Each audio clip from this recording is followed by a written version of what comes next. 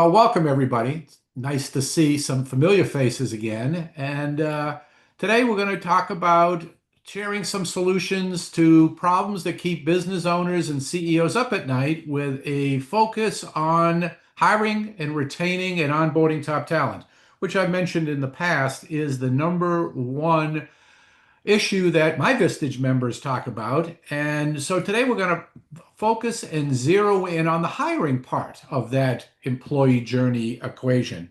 And with that, I want to introduce Gary Giallonardo from the shortlist. And I'll bring Gary on in just a second, but just a little bit of context for everybody is that when you really think about hiring talent, I guess that I'm going to give some context to what Gary's going to talk about. You can go to one side and you got ZipRecruiter and you've got Indeed and LinkedIn. It can all be utilized if you want to, if you're a do-it-yourselfer. And if you got a bucket full of money, you can go to the other side to the Spencer Stewarts, the Korn Ferries, the Russell Reynolds and stuff. So what do you do if you're a mid-market business owner, a CEO? What's in the middle? Well, that's what we're talking about today with Gary. So, Gary, welcome. Hi, Dave. How are you today? Doing good, doing good. Good. Why don't I start with the big picture? Kind of what's going on in the world of hiring today? Is it easy, hard? Kind of any trends that you're going to identify for us? It's been a challenging year, Dave. You'll be reading about this in the paper. You'll see it online. The situation is that many employers basically are holding on. Many employees are holding on basically to what they already have. You don't see as much job hopping or shifting basically from person to person and or from person to company. And so it makes it a little bit more challenging for the people in the talent sourcing and recruiting world. But anyway, activity is still there. For instance, for the small to medium-sized businesses, there's so many of them out there that you're still going to have people retiring, getting hit by the proverbial beer truck, the whole thing, the promotions that you'll definitely need to be replacing people and bringing people from the outside. It's just that the activity relative to last year has been a little bit lighter. Yeah. So, you read so much about what's going on with AI and it's going to maybe replace jobs we don't know, and you've got offshoring. And so, how is that impacting the job market these days? It's interesting. I absolutely keep an eye on AI and where AI is and the ability to source candidates. And what I mean by sourcing is to being able to identify them within a certain skill set within a certain geographic area, and it's just not ready for prime time. I check the chat GPT, I mean, just across the board, probably every month, and to just do various snippets of, can you identify a certain type of person within this county, in this state, or within this zip code? And it's just not ready for prime time yet. However, it's getting much better, over the years, the last couple of years. What I am saying though is more and more offshore resources, and so you'll see firms coming in from the Philippines, India, all of that to do sourcing. And again, that's identifying certain types of candidates within target geographic areas to be able to not just identify them, but to see if they're interested in your position. The issue that I have with that, because I get hit up with solicitations almost daily from these types of firms that do this types of talent sourcing, is they just don't know the industries, they just don't know the markets, the people, the positions, as in my opinion, as well as people here in the States do. So, but that's another trend that I'm definitely seeing more and more of as well. Great, great.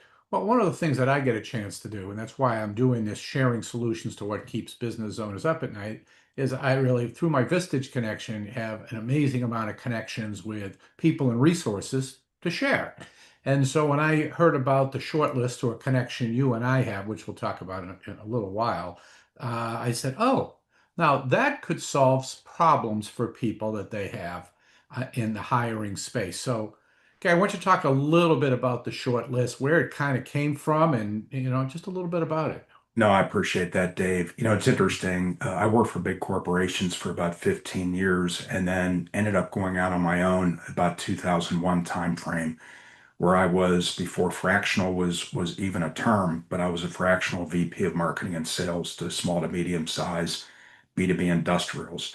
And it was over 20 years of doing that experience or having that experience that I just ran into so many presidents and CEOs, my bosses in these assignments that said, we need to replace a so-and-so, could be a CFO, could be a mechanical engineer, director of supply chain, whatever, but we don't want to go to a traditional recruiter. Why don't you want to do that? Well, the reason is because number one, they're way too expensive based on typically a percent of the first year's compensation of the people who they place. So, a typical retained executive search firm will charge about 33%. So, $150,000 employee basically that gets placed, there's $50,000 right there. Wow. That's typical.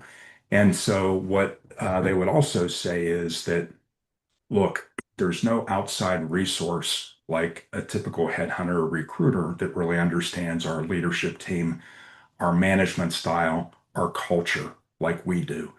So therefore, we don't necessarily need a recruiter to go all the way through the hire. We just need somebody to tee them up to find the qualified, the interested, and maybe lightly vetted to be able to plug into our interview process for very specific positions.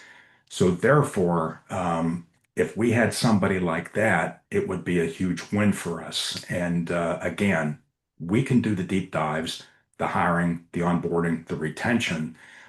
We just need somebody to basically turn over every stone possible to find those locals. And Ah, typically, when I'm reporting to presidents and CEOs, they don't want to do relocations for other people on their leadership team or maybe a step down below. And that's what the short list does is we do it in a fixed fee way that basically tees them up. We find the local, qualified, interested, and lightly vetted to plug into small to medium sized companies' interview pipelines for mid to upper level openings. ah. So you kind of do the first couple of steps that recruiters that do charge quite a bit of money do, and then you turn that over, I guess, to and that they can do the vetting, but you're doing all the same kind of, where do you find these people? I don't want to speak for you, so how do you find them? Yeah, I do very similar methods of finding people that a recruiter, I mean, a typical retained or contingent recruiter would. So I absolutely use LinkedIn, Indeed, ZipRecruiter, do internet searches. So definitely use Google. I'll go deep into competitive analysis, find people in common trade associations and membership lists. I mean, you name it.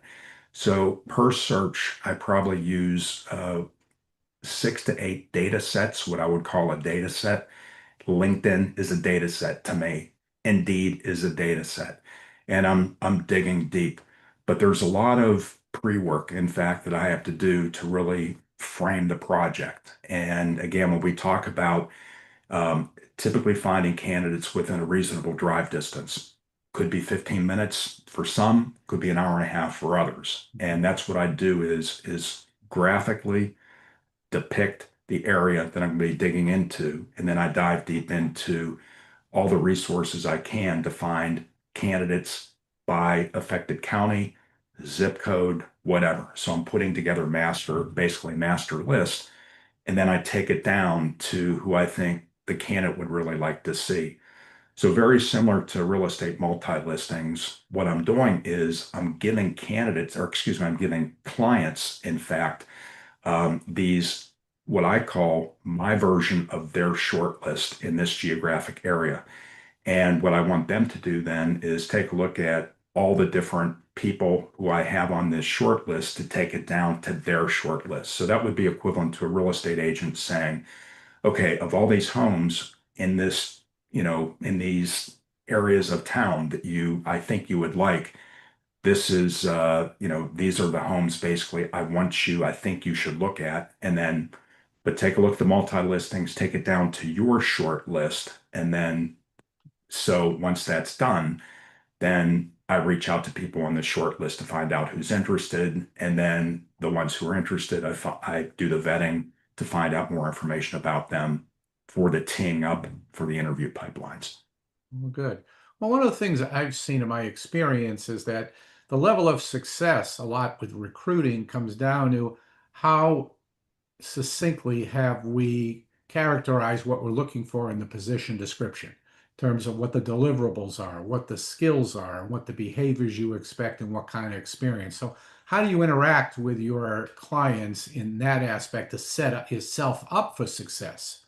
I think you really have to, and I do talk about this with clients all the time, in fact, is that you have to be aware of what I would consider to be um, talent-rich environments or geographies. So in a bigger city, in an area where you probably can find candidates of a very specific type, it's not as much an issue to really go for those 10 things we really need, for instance, in that job description that this person has to have.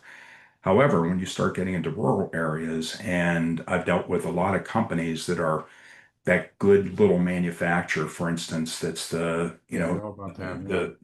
they're in that small little town. They're, the pinnacle of the community. It's just a great little operation. Well, I'll tell you something, trying to find somebody within a 45-minute to an hour drive radius, for instance, that's very specific could be a real issue. So what I talk to clients about, especially if they're off the beaten path, is let's really try to discuss and pin down what's the have to haves in candidates versus the nice to haves.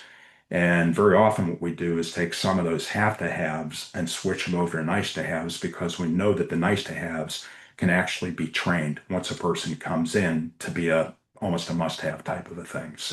Ah, But very, very important point is really understanding how specific. If you're too specific, especially in rural areas, we need to have somebody with, a ceramics undergraduate degree, ceramics engineering, and this and that and this and that. They just not might not be there. So that's a real issue.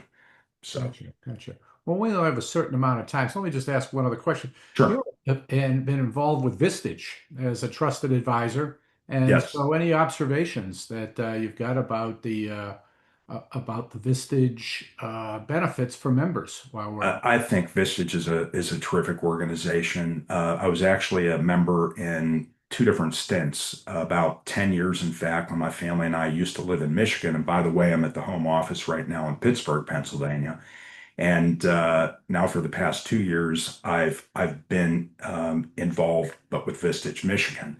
So the benefits to me are just unbelievable. And I think the biggest thing from a trusted advisor perspective is that Vistage helps us with our own business, optimizing, getting different, different opinions basically on how we can optimize our businesses and grow. But we're also, as trusted advisors through the whole Vistage network. So if a CEO, for instance, within a Vistage group needs a very specific type of talent, then that's what the trusted advisor's for. And it's really a deep network of all sorts of different types of talent out there in the trusted advisor network. So I think Vistage is a terrific organization. I yeah. really, So that's how you and I got connected through that yeah. network. You're vetted, you've done business with a lot of our members, and so people want a warm referral for somebody that they know is going to work out for them. So, Gary, if somebody wants to get in contact with you, what would they do? They could either check out my website, and I have a link basically that they can email me. The website is shortlistcandidates.com. Again, that's shortlistcandidates.com. And my email address is garyg@shortlistcandidates.com. Or feel free, anybody can text me or call me at 989-714-3338. Well, that was terrific. Well, thanks. Unfortunately, we just don't have enough time because these are meant to be short snippets with just a little bit of snapshot of what somebody could expect to solve a problem that they might have in this area. And this has to be with hiring. So, Gary, thank you so much. And we'll be talking soon. Thanks for the opportunity to talk with you, Dave, and to your Vistage audience. So have a great day.